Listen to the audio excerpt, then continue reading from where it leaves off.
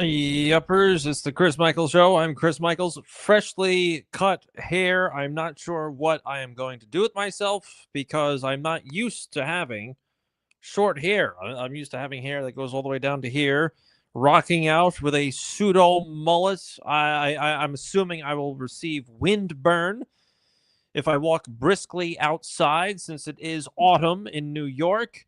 Name of a famous song. So go look that up from the 40s or 30s. Still a good song.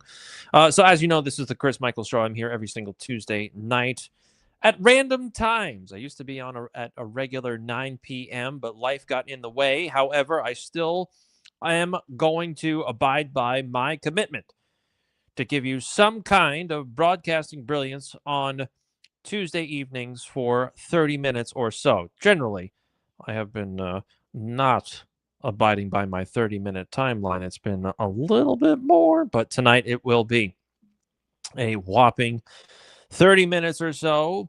Okay, so as we all understand at this point, I generally get into a little bit more lighthearted topics before getting into the nitty-gritty of what's been going on. The No Kings protests. Have any of you seen any of these? Have you been out there? Did you go to one? I hope you didn't.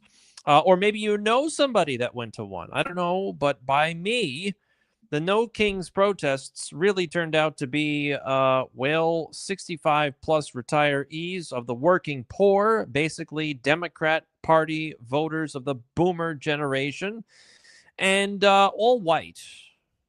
All white. I thought the Democrat Party and the No Kings movement was supposed to be transcending any kind of race, color, or creed. But here we are. We're looking at all these morons out there, mouth breathing, with handwritten signs all over the place saying, we don't want the billionaires to be out there. It's only going to be about us. And, oh, my goodness gracious, we can't have Donald Trump and his fascists remain in power for any longer than necessary. Well, it turns out that No Kings is anything but grassroots. It is very well funded, and it was essentially a psychological operation to fundraise for the Democrat Party. There have been a few people, mainly someone by the name of Brian Skellinger on platforms. He has allowed us to get a glimpse, assuming what he is saying is accurate, of the funding mechanisms of the No King movement. I rained on a lot of people's parade with this. So here we are. We find out that Grok, not necessarily Grok, I can assume he's talking to Grok, but this is supposed to be the ledger for the No Kings movement. I mean, you can see that there's a lot of money pouring into this grassroots movement. You're looking at essentially a $295 million budget. And when we talk about No Kings, basically the way you can read this chart is these are the various NGOs, and these are the various essentially foundations, right? You've got the Tides Foundation, you've got George Soros and all the rest. And what they're doing, how they're donating to all of these NGOs. And if you total up these amounts, you essentially reach the whopping dollar amount of $295 million. Now, if you divide that up by the 650,000 or so retirees that attended the No Kings movement, it turns out to be about a $450 payment to go around and act like a lunatic and hold up a handmade sign. Yeah, okay. So here's the bigger problem with all this stuff too, right? You've got the billionaire class enlisting the working poor to protest on its behalf against an opposing billionaire class. This is supposed to be No Kings. We're supposed to be getting our fair share. This is supposed to be something that we can't abide by the fascist billionaires because there's supposed to be enough money for everybody out there, and we're supposed to be getting our fair cut of society, jobs, work, benefits, and so on. So then why are you out there as a retired working poor class citizen protesting on behalf of Democrat Party billionaires? You can go to the No Kings website, No Kings, I believe, nokings.org. You can go to the About page. You can find out exactly who is supporting all of this nonsense beyond financially. I mean, Greg and I brought this up when No Kings first reared its idiotic, ugly head. And you find out that it's mostly Democrat operatives. A lot of unions are involved in all of this. And if these people were so against the No Kings movement, then why wouldn't they do any kind of research into the leadership of all of these unions and Democrat Party organizations? You've got Catholic organizations in there, Muslim, Jewish organizations. They're all part of this No Kings nonsense, supporting it one way or another, either with it's union members that go out there or providing some kind of logistics, some kind of support, maybe bus rides or car rides, carpooling to get to and from all of this nonsense.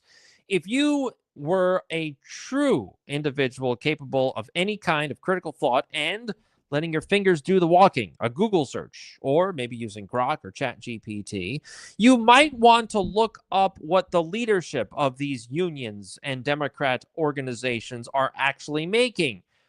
You might want to figure out what the head of a union actually rakes in per year.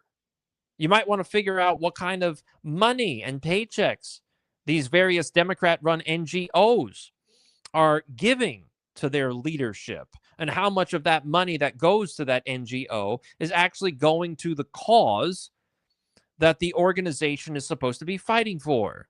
Then you would have something to protest against. It wouldn't be against the kings. It would be against the dukes and the earls and the princes that are trying to organize all of this no kings nonsense. So I upset a lot of apple carts over the weekend once all of this happened. And my prediction is this, that we had the No Kings movement, or I should say the No Kings protest over the weekend.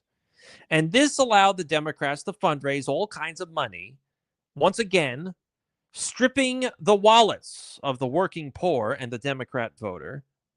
And now that that has been completed behind closed doors, they're probably going to be pretty much done with any kind of budget deal.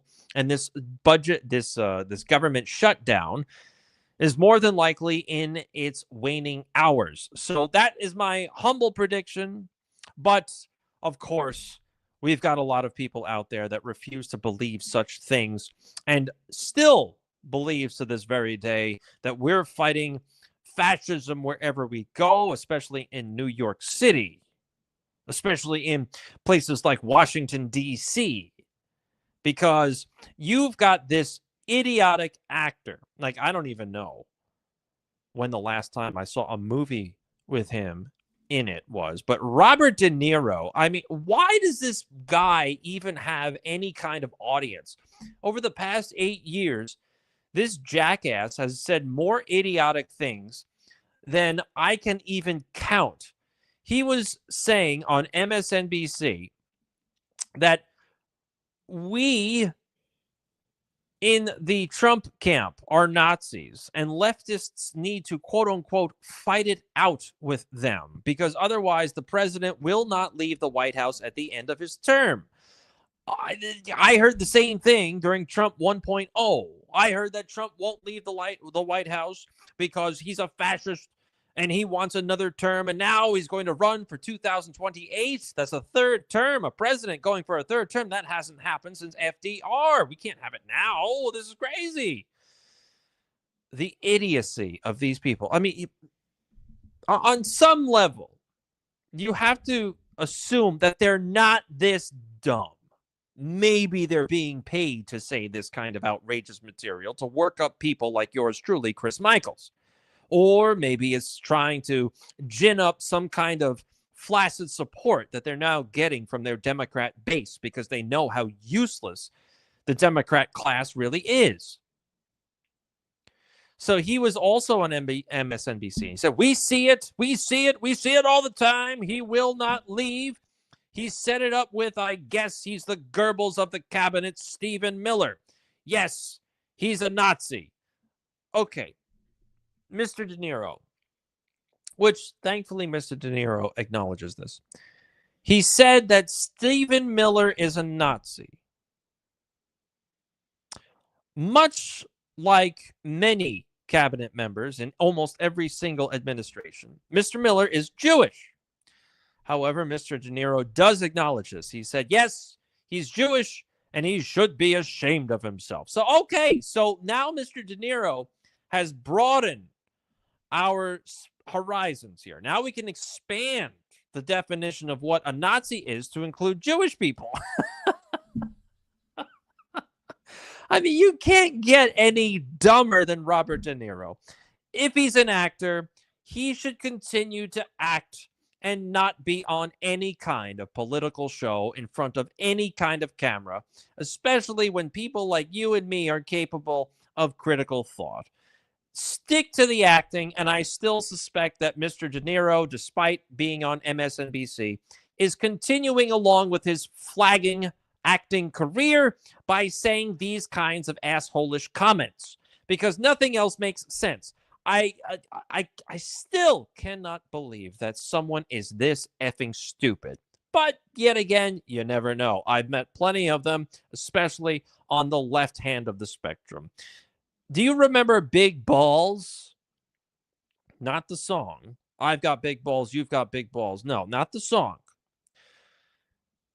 He was a worker for Doge. He was beat up by Lawrence Cotton Powell and Anthony Taylor, 19 and 18 years old. They were charged with robbery and assault. Now, last time I checked, an 18-year-old and a 19-year-old should be considered adults, because guess what? At 18 and 19 years old, you have to potentially enlist, and you can have your draft number called up, and you can go fight in a war. You can also vote. You can also drive an automobile or any kind of other moving contraption, right? These two idiots attacked Big Balls on August 3rd. The judge, of course, being a woke judge and a DEI judge. Yes, I said it, a DEI judge. Let those two POSs out with almost nothing, with almost no repercussions for what they did to Big Balls. Now, Big Balls was beat up pretty badly. I'm not sure if you saw the photos of him, but he was all busted up and bleeding and whatever else. And this judge just says, listen, this is not the case. This is not what we should be dealing with here. And, they deserve a second chance. Well, Janine Pirro is on the case, and she said, absolutely not. According to Pirro, Cotton Powell and Taylor, along with a gang of several others, assaulted and robbed another individual minutes after assaulting Big Balls. And there are roughly 10 suspects involved in all of this. She said he was then attacked by multiple suspects who then punched him repeatedly, causing significant injuries. They got him on the ground, and as they were doing so, they demanded the car from the woman who was inside the car and had already locked the car. So, long story short, Miss Pirro decided to re-arrest them, thankfully, because the judge that just let these two people off are just is outrageously biased, just utterly outrageously biased. And this is the main problem that we see here in the United States in this day and age under the Trump 2.0 administration, is that there is a lack of law and order. We were supposed to be here in Trump 2.0 land, now finally getting accountability from all of the people that did us wrong. We were supposed to start to see results. We were supposed to start to go after the Jeffrey Epstein client list. That has now gone up in smoke. There is no list. I thought there was a list. Does everybody remember all the binders that were handed out at the White House to all of the influencers that said Jeffrey Epstein list, part 1, more is coming, they told everybody. And then all of a sudden it goes away. The Jeffrey Epstein list never existed. It was all a giant hoax, and nobody did anything to anybody. It was all the Democrat parties doing to try and shift away attention from Hillary Clinton's felonious activities with holding a server over a toilet tank to send emails that were not supposed to be sent across a private server. Anybody else would be charged and locked in prison for doing what Hillary Clinton did. But James Comey came out and said, well, it really is all about intent. And so Hillary Clinton didn't mean to do it. So she's not guilty of anything. So the FBI is not going to go after anybody. Sorry to tell you this. Now what? Now what do we get? We get things like Charlie Kirk. We get things like Netanyahu's stooge, Alexandrovich, who was trying to meet with a minor to have sex with, was arrested and then somehow let out of this country with visa intact, somehow is able to stay in Israel the whole time, not meeting any justice, not enforcing law and order, not being extradited to the United States for trying to sleep with a child. None of that is happening. Skipped out on his court date in the United States, somehow was left out of the state or was allowed to leave the state of Nevada. Normally, if it was an American citizen, this person couldn't even leave the jail or the prison or whatever. But somehow, Mr. Alexandrovich, he was allowed to go scot-free right back to Tel Aviv. There may be a silver lining, although I don't think it is that big of a deal, because it seems like low-hanging fruit. Seems as though that it's not going to go very far. It seems flimsy at best. Former CIA director and Easter Island resident John Brennan has been referred to the DOJ for doing what? Criminal prosecution over allegations that he lied to Congress. Of all the things that you want to try and get this guy on for what he has done for at least the past 8.5 years, you're going to try and get him for perjury? Maybe. Here it is. Brennan falsely denied that the CIA relied on the discredited Steele dossier in drafting the post-election intelligence community assessment. So this massive head not only started up Russiagate, but he also, if you remember, was part of the 51 intelligence officials that signed a document that said that the Hunter Biden laptop story is nothing more than Russian propaganda and nobody should believe it. He signed the document. This guy is an integral part of Russiagate.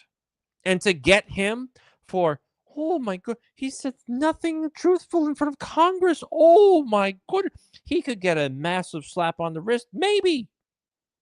That's all you're going after. I'm tired of trusting the plan. I'm tired of, run silent, run deep. I'm tired of saying, well, if we get him on this one, if we pull on this string, it's going to lead to other things.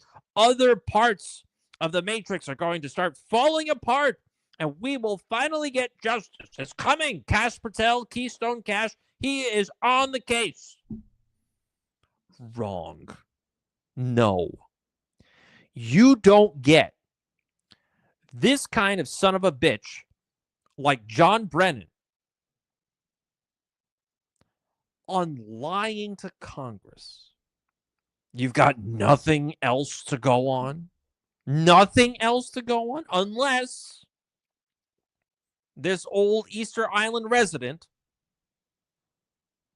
somehow made a deal with the Trump administration and started to talk. So maybe John Brennan was a bit of a stool pigeon. Now, I can buy that. Give us the information, then, we'll work out a deal with you. We'll just give you a slap on the wrist if you start giving up some names, if you start telling us how everything started to work out.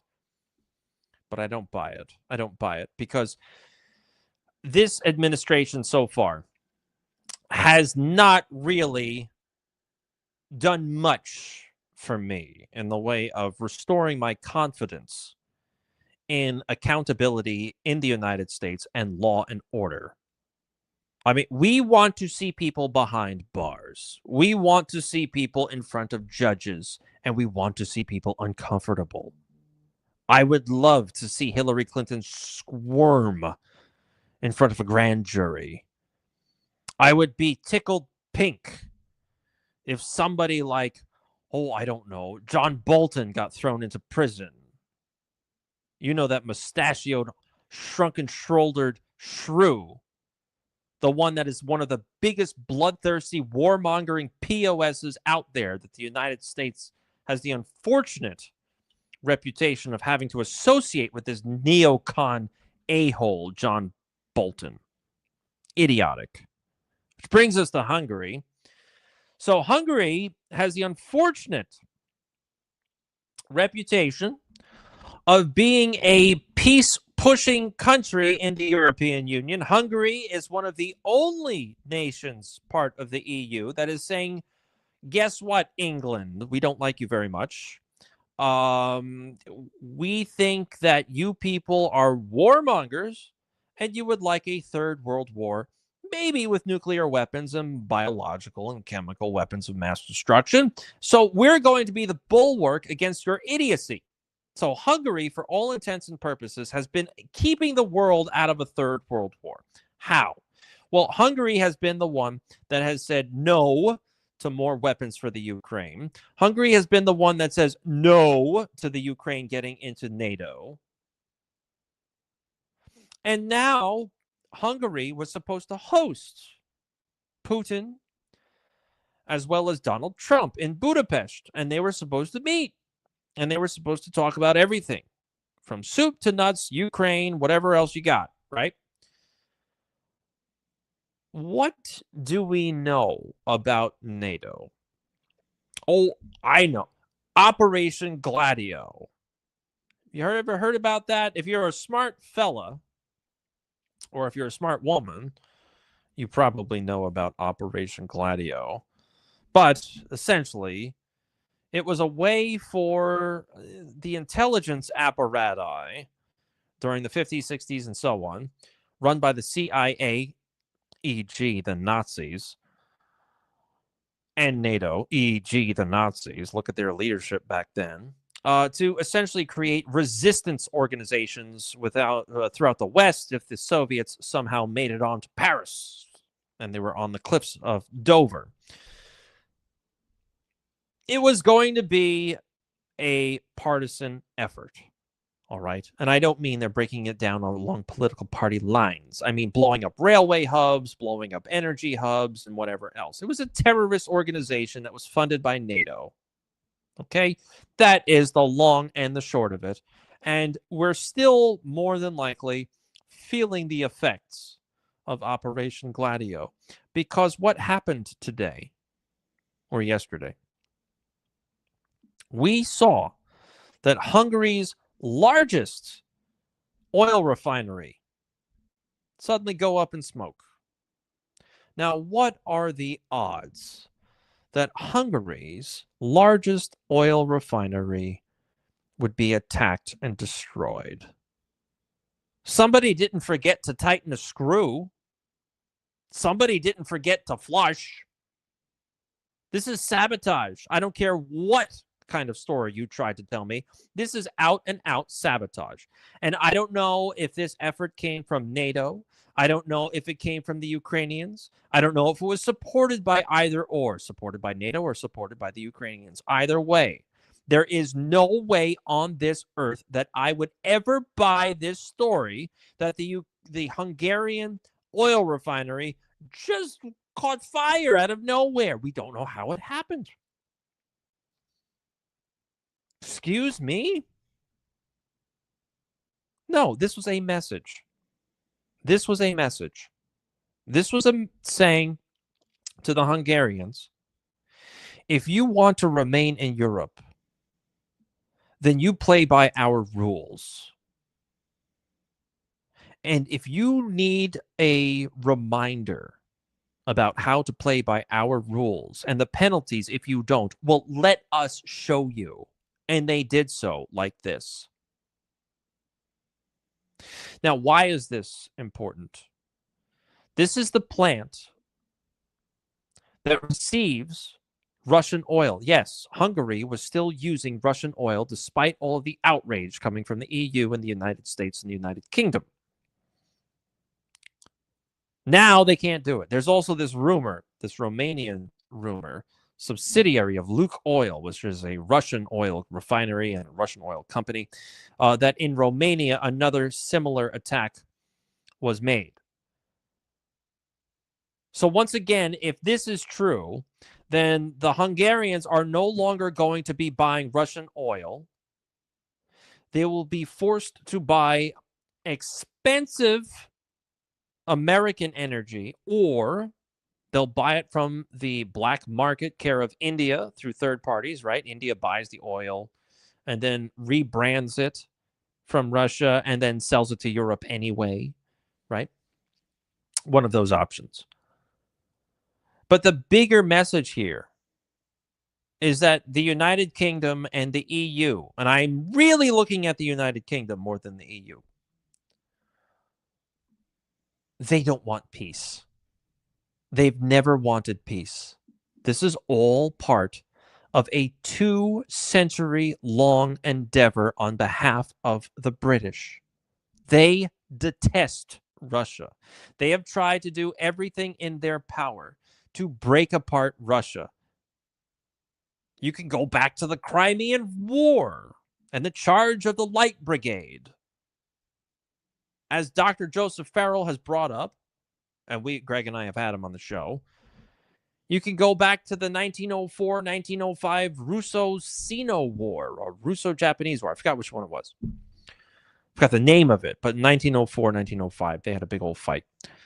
Part of the reason why there was this big old fight between Russia and Japan was that the Russian Tsar was making overtures to the United States. And they were saying, well, we would like to trade with you further.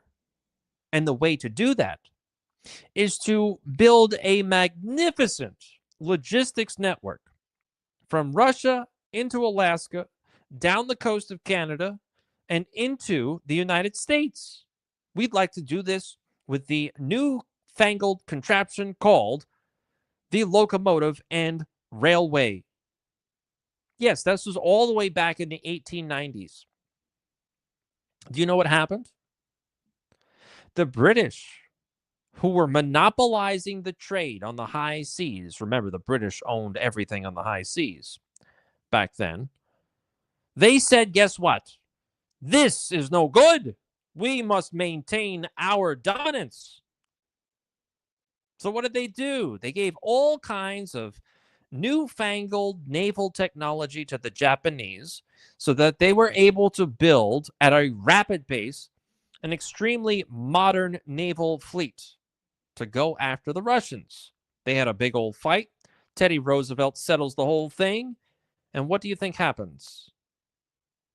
The railway network that Russia had built on its side as part of this massive trade agreement with the United States was given over to the Japanese as their winnings in Manchuria.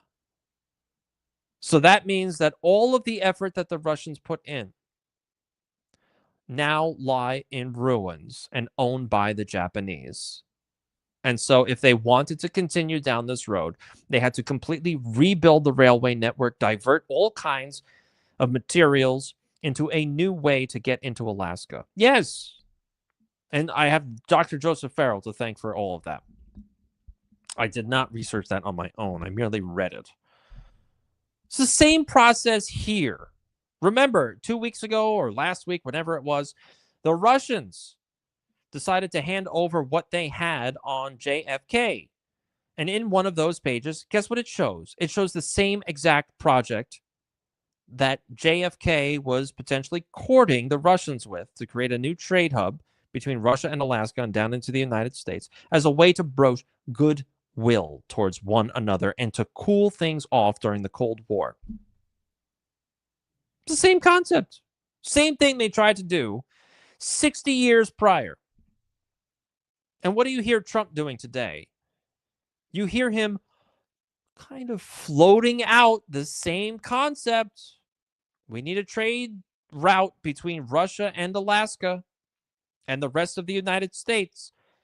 Once he starts to do that, you're going to get the British. They're going to be very, very uppity. Very uppity. They're not going to allow this. So whenever I say that the British are out there trying to do something stupid, mark my words, they are. They completely are. And this is where I will leave it. I'm at 30 minutes. I promised to be 30 minutes, but going slightly over again. The massive amount of nonsense that we are seeing on social media and the homogenization of the message is just intolerable. I don't know about you, but my feed has been completely inundated with 60 minutes nonsense. It must have been, I don't know, 2 days. CBS, 60 Minutes, the network that Barry Weiss took over after her media organization was bought out for twice its value at $175 million so that she could quit her own media organization to join as head of CBS.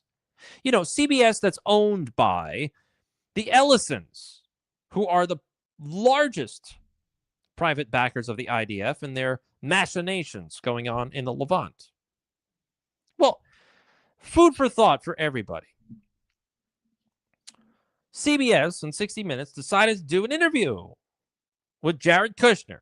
Now, by the way, if you want to laugh, look at the way Jared Kushner walks. He sachets. Everywhere he goes, it looks like he's walking on feathers, and his wrists and arms are all flailing about in very odd ways. You ever see one of those blow-up balloons that are outside of, marijuana dispensaries, the ones that want you to come in there, or in front of a cell phone place where they're like flying around like this to get your attention, the blow-up ones? Same thing that Jared Kushner does when he walks into a room.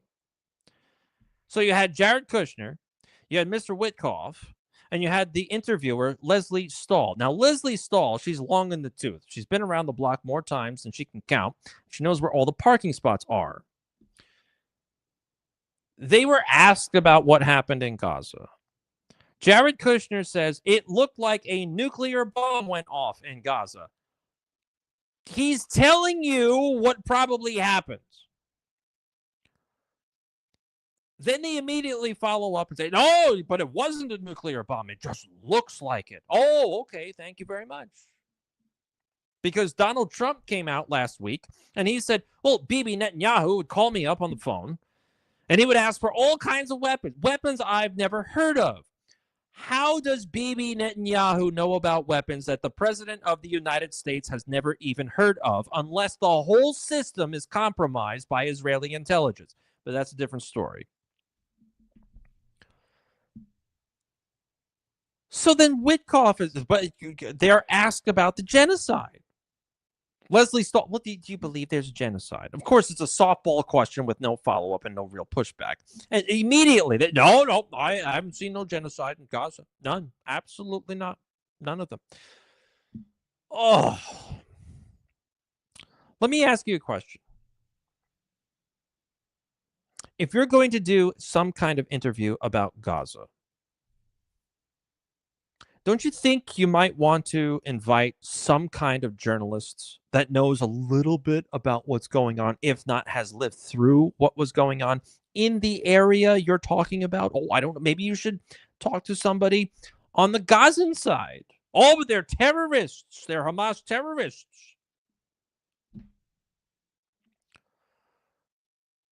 My problem with 60 Minutes and Barry Weiss, who is a self-proclaimed rabid Zionist.